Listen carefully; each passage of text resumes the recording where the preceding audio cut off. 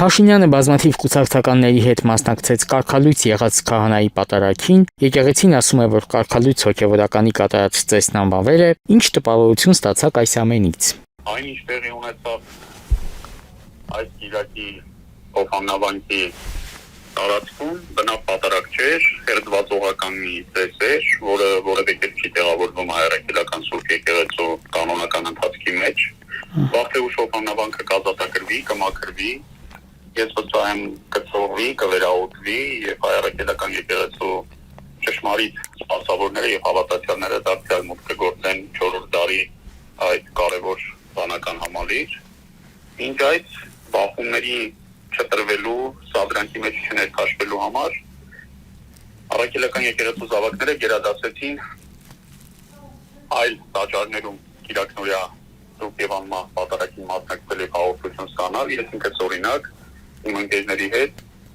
Հարակից Մուղլին գյուղի Սուրբ Գևորգ եկեղեցում էի եւ Տերևեշեի հանդիսապետությամբ պատարագի մասնակցեցի ու հաղորդություն ստացա։ Իսկ այն, որ իրենց ուզած էֆեկտը իրենք չստացան, ակնհայտ է նույն օրը երեկոյան վարչախմբի պարագլխի Նիկար տեսանյութից, որտեղ նա կոչարեց հաջորդ Կիրակի եւս գնալ փոխանավանք։ Ըստ ամենայնի իրենք խիստ դժգոհ են մնացել այս մի քանի 100 հոգու ներկայությունից, քանի որ ավելի վաղ կարգալույց հոգևորականի շուրթերով հնչել էր 10,000 մարդ հավաքելու խոստում, բայց նույնիսկ 1000 ինչ կարողացան մեկտեղել։ Իսկ ովքեր որ եկել էին հասարակության ամենացածր բարոյական խավի ներկայացուցիչներն էին։ Արտոն Հովհաննեսյանից սկսած մինչև հանրահայտ միասեռական, որը եկեղեցու բակում հպարտանում էր իր միասեռական լինելու հանգամանքով։ Այժմ երկրորդ ընթերցմամբ եւ ամբողջությամբ ընդունեց նախկին լրագրող իշխանական պատգամավոր Սիսակ Գաբրիելյանի եւ Թագուհի Ղազարյանի շողակաթ հեռուստաընկերությունը հանրային հեռարձակողներից կրճատելուն միտված նախագիծը, սա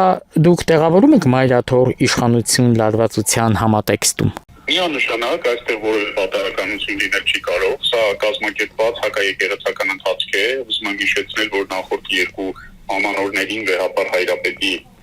պատգամը չի հեռարձակվել հանրային հեռուստաընկերությամբ, իսկ տասնամյակներ շարունակ ընդունված ավանդույթը հենց այդպիսին է եղել։ Բացի այդ ուզում եմ հիշեցնել, որ տասնամյակներ շարունակ շողակաթ հեռուստաընկերության գլխավոր ռեժիսոր աշխատած անձը հետագայում գործուղվել է հանրային հեռարձակողի խորհուրդ, զբաղեցրել է դրա նախագահի պաշտոնը եւ իր թեթև ձեռամբ է սկսվել շողակաթ հեռուստաընկերությունը իր այդ կարգավիճակով փակելու արշավը։ Շողակաթը ամենաբարձրարժեք եւ բարձրակարգ հայկական հեռուստաալիքներից մեկն է, իրապես հոգեվոր, ոչ միայն եկեղեցական, այլև հոգեվոր բովանդակություն ներկայացնող, իսկ նման բովանդակությամբ որևէ հեռուստաալիք զանգվածային դիտումներ չի ունենում։ Իսկ այս վարչախումբը պնդում է, թե իբր շողակաթ հեռուստաալիքը բավականաչափ դիտումներ չունի եւ մարդիկ այն ուղղակի չեն դիտում։ Եթե այդ տրամաբանությամբ առաջնորդվենք, ապա պիղծ եւ անբարո բովանդակություն տարածող հեռուստաալիքներ պիտի միայն բացենք եւ ուրիշ ոչինչ։ Հետևաբար այս փաստարկը որևէ քննադատության չի դիմանում եւ ակնհայտ է, որ շողակաթ հեռուստաալիքը փակելու, այսինքն հանրային հեռարձակողի կապուղիներից մեկը փակելու իրական մոտիվը բացառապես մայրաթորի եւ հայրաքելական եկեղեցու դեմ արշավն է։ Այս պահին թիրախավորված է մայրաթորը եւ մայրաթորի պաշտոնական հաղորդակցական կապողին հեռուստատեսությունում շողակաթն է, բայց առավել քան ուշագրավ է, որ այն վարչախումբը, որը իշխանության է եկել նաև իբր ժամանակին Հայաստանում հեռուստաալիք փակելու թեզով եւ խոստացել է գրաքննություն չսահմանել, այլևս երբեք ազատ խոսքի հանդեպ չբռնանալ, ինքն է հենց շատ ավելի ցցուն նման օրինախախտում։